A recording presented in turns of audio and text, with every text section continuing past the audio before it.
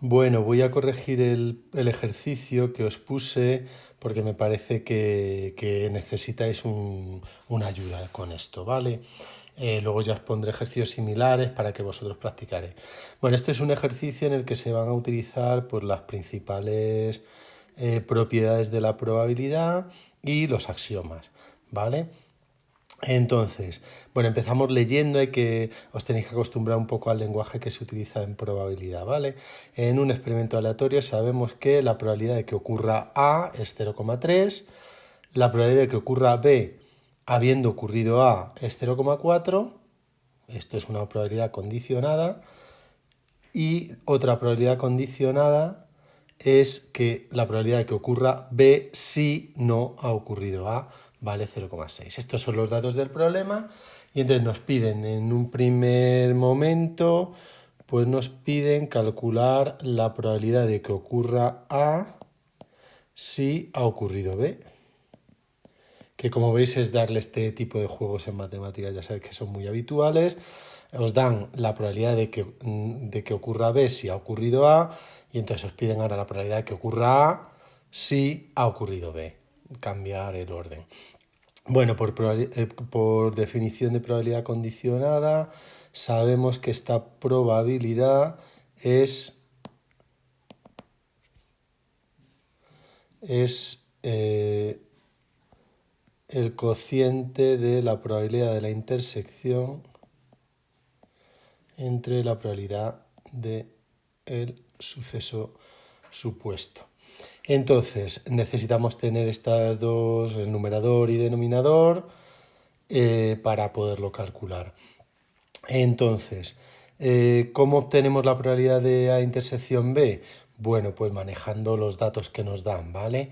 Del segundo dato que nos dan, que la probabilidad de B habiendo ocurrido A es por definición la probabilidad de la intersección, pongo en vez de B intersección A, que sería lo normal a partir del dato que me dan, la intersección es conmutativa, entonces cambio el orden y no pasa absolutamente nada, ¿vale?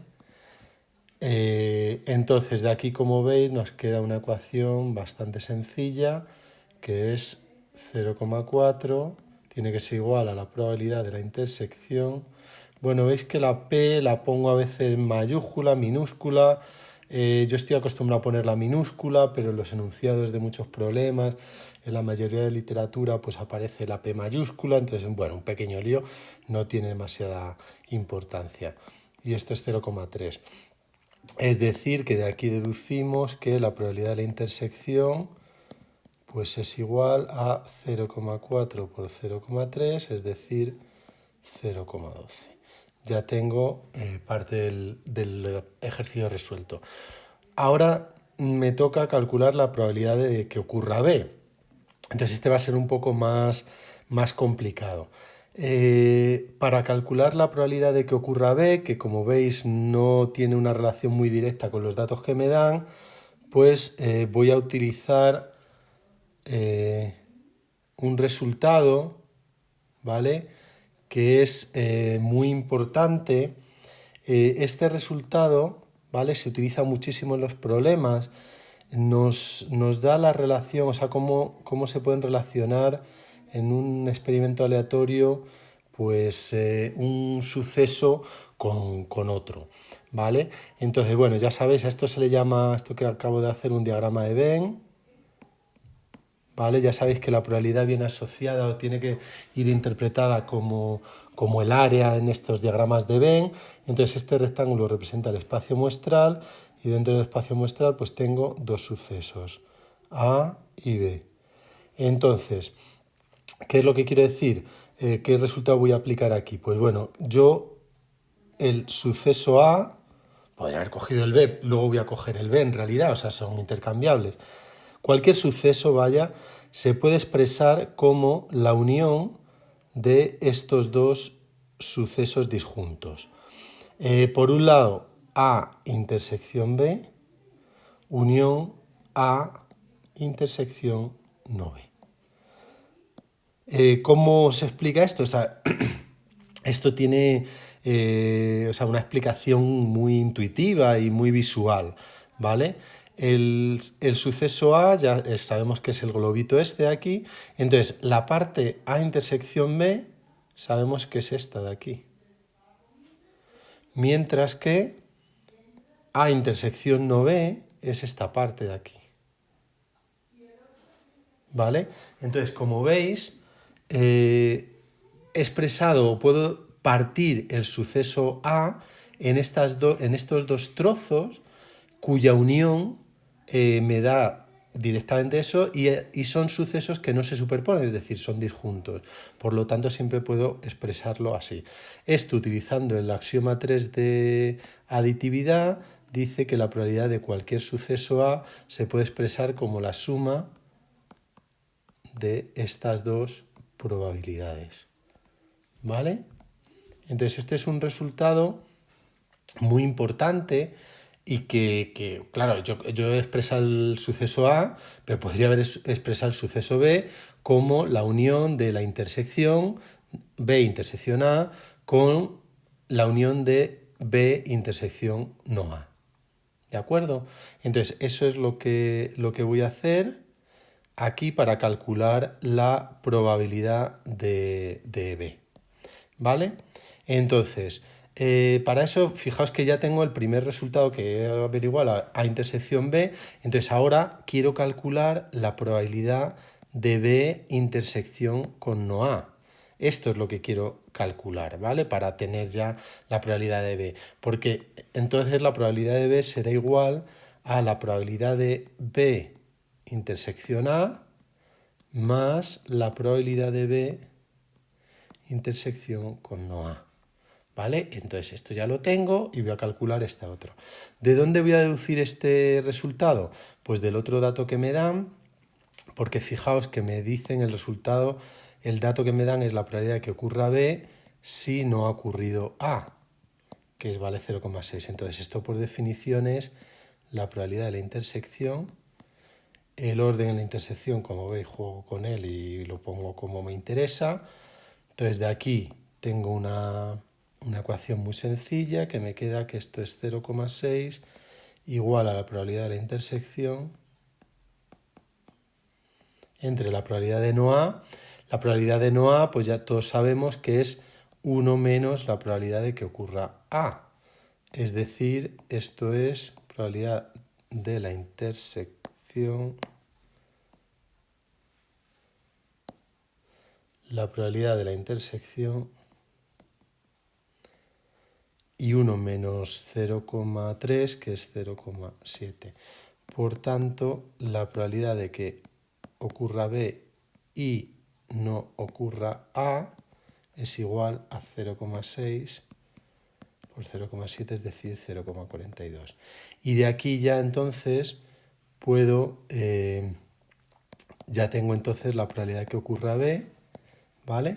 Que va a ser igual, lo vuelvo a escribir, la probabilidad de B intersección A más la probabilidad de B intersección no A. Es decir, la probabilidad de B intersección A es 0,12 más la probabilidad de B intersección no A, que es 0,42, es decir, esto es 0,54. Por lo tanto, la probabilidad que me pedían, que era la probabilidad que me pedían, que era la probabilidad de A si no ha ocurrido B, perdón, si ha ocurrido B, que era igual a la probabilidad de la intersección entre la probabilidad de B, pues ya lo puedo calcular, de la intersección era 0,12 entre la probabilidad de B que acabo de calcular 0,54 y de aquí pues nos queda 12,54avos, que si lo simplificamos pues es 2 novenos. El resultado de las probabilidades siempre hay que dejarlo, como siempre en matemáticas, lo más sencillo posible y lo más preciso posible. Si podemos dejar el valor exacto, pues mejor. Entonces, aquí no tendría sentido manejar un número decimal como tenemos aquí, porque 2 novenos pues da un decimal periódico y no sería muy adecuado. ¿De acuerdo? Bien, entonces pasamos ahora al apartado B, ¿vale? En el apartado B nos piden la probabilidad de que no ocurra A si no ha ocurrido B. Entonces, como veis, otra probabilidad condicionada. Otra vez por definición, esto es la probabilidad de la intersección.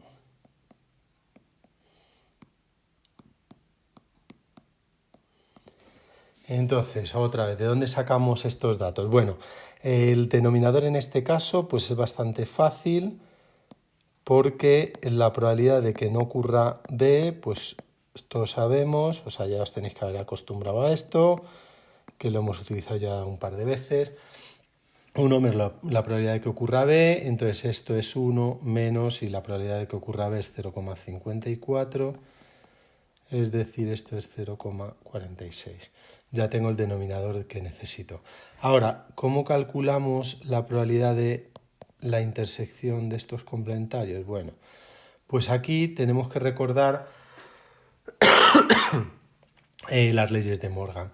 Cada vez que aparece esto de intersecciones de complementarios, uniones de complementarios, el complementario de la unión, el complementario de la intersección, eso nos tiene que recordar a la ley de Morgan. En este caso, ¿qué dice la ley de Morgan? Bueno, tenéis un vídeo donde se os ha explicado esas leyes de Morgan, ¿vale? Que son relativamente fáciles de entender o de visualizar, ¿no? Entonces, todos sabemos que la intersección de los, o debéis saber, perdón, que la intersección de los complementarios es el complementario de la unión. ¿Vale? Entonces, bueno, como ves, aquí mezclo la notación de las tildes con lo otro, porque estoy más acostumbrado, bueno, espero que no resulte complicado. Y entonces, esto como es la probabilidad de un suceso complementario, pues como en lo que he hecho aquí arriba, otra vez va a ser 1 menos la probabilidad de la unión. ¿Vale? Entonces, como veis, necesito saber la probabilidad de la unión de los sucesos A o B, que justamente este es el tercer apartado. Entonces, pues bueno, voy a hacer ese tercer apartado. En ese tercer apartado me piden que calcule la probabilidad de la unión, que bueno, es un cálculo directo, ¿vale? Entonces, debemos saber, bueno, es un resultado que tenéis que conocer, que la probabilidad de la unión es la suma de probabilidades menos la probabilidad de la intersección. ¿De acuerdo? Esto suele ser, este resultado es fundamental. A veces se os olvida os preguntaréis, pero si tú antes has dicho que era la probabilidad de una unión y la suma simplemente probabilidades. Bueno, os tenéis que acostumbrar a este resultado que es, esto es en general, dados dos sucesos cualesquiera A y B, pues la probabilidad de la unión de A o B es la suma menos ¿vale? Si los sucesos son disjuntos, que es lo que utilizaba antes, que es lo que dice el axioma 3, esta probabilidad de la intersección es 0, porque la intersección es el conjunto vacío en los sucesos disjuntos. Y entonces por eso se reduce la probabilidad de la unión a suma de probabilidades.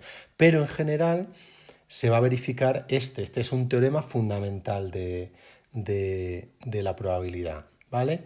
Entonces, como veis, tenemos absolutamente todos los datos, porque la probabilidad de A me lo da el problema, que es 0,3.